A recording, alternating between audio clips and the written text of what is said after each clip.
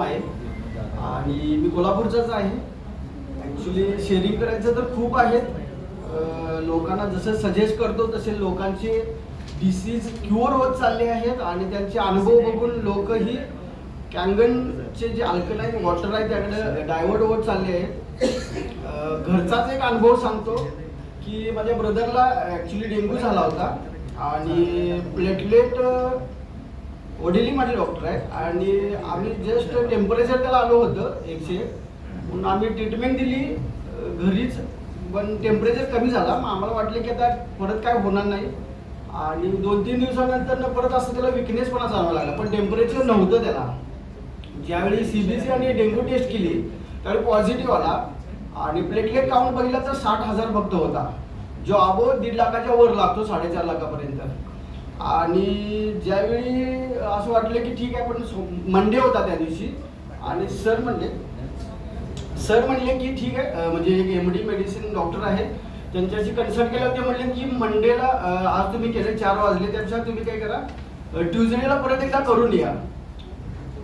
ट्युजडेला परत आम्ही CBC taste केली तर प्लेटलेट काउंट होता फक्त 26,000.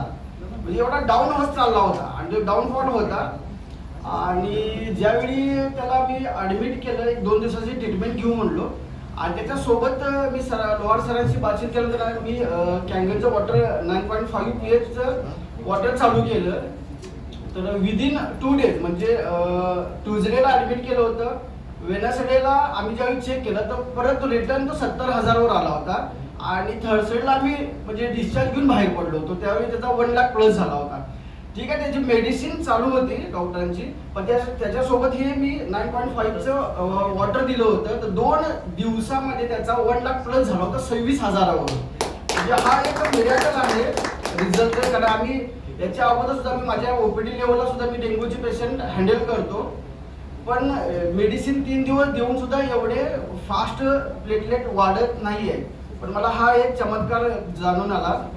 दुसरी गोष्ट बरेच आहेत, मी माझ्या क्लिनिकला बरेच लोक जसे की अंगावरती गाठी उडतात फॅटच्या, त्याला फायब्रॉइड्स म्हणतात, किंवा ज्याला आपण म्हणतो की हेअरचा असेल, डोळ्यावरचे जे काही सर्कल असतील, कॅन्सरचे पण पेशंट एक आला होता, एक आजी होती. हे कुणाला नेसेसरी म्हणजे कुणाला गरज वाटते, कधी इम्पॉर्टंट वाटतं त्याचे, ज्यावेळी त्याला एक डिसीज असा होतो की जो रिकवर करता येत नाही किंवा आपण त्याची एक आशा सोडून देतो कव्हर होण्याची.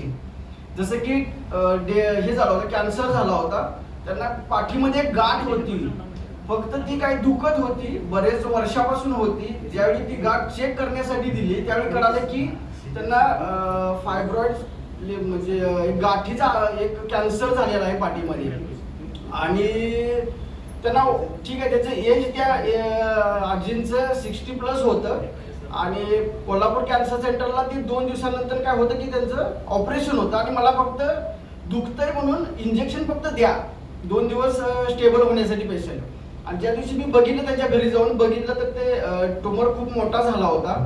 मी इंजेक्शन दिलं, त्यानंतर एक सजेस्ट केलं की असं एक वॉटर आहे तुम्ही ते घ्या. ठीक आहे, 2 दिवसानंतर तुमची अपॉइंटमेंट आहे, ऑपरेशन करून घ्या, पण सोबत हे द्या. तर त्या व्यक्तीने मला पटकन विचारलं पाणी कुठे भेटतंय आणि कसं आपल्याला हे देता येईल. तर मी सरांच्याकडे पाठवलं होतं, सरांच्या सेंटरला त्यावेळी, आणि त्यांनी त्या दिवशी म्हणजे विदिन म्हणजे अर्ध्या तासात तो पाणी घेऊन पण आला. 11.5चं पण 9.5चं दोन्ही वॉटर घेऊन आला आणि त्यानं चालू केलं. 2 दिवसांनी त्याचं ऑपरेशन झालं, पण तो कंटिन्यू आता तो प्रोडक्ट त्याने स्वतः म्हणजे डिसिजन घेतला की आपण प्रोडक्ट स्वतःच्या आईसाठी घेऊयात म्हणून. त्यामुळे ही काळाची गरज आहे. लोकांना कितीही समजावून सांगण्याचा प्रयत्न केला आजच्या घडीला की हे पाणी चमत्कारिक आहे, मिरॅकल करतं, हे करतं, पण येणारा काळ आहे की लोकांना न सांगता तो मला शोधत येणार की मला हे मशीन, हे पाणी कुठं भेटतं. त्यामुळे थोडा वेट करा, लोक जरूर येणार. आणि याच्याशिवाय आज ग्लोबल वॉर्मिंग जे आहे किंवा पोल्युशन आहे किंवा होणारे डिसीज आहेत जे वाढत चालले आहेत, एज मान कमी होत चाललाय, याला एकच उपाय आहे, तो म्हणजे आपलं 70% जे वॉटर आहे अंगातलं, ब्रह्मांडचं 70% पाणी, तसं आपल्या शरीरामध्ये 70% पाणी आहे.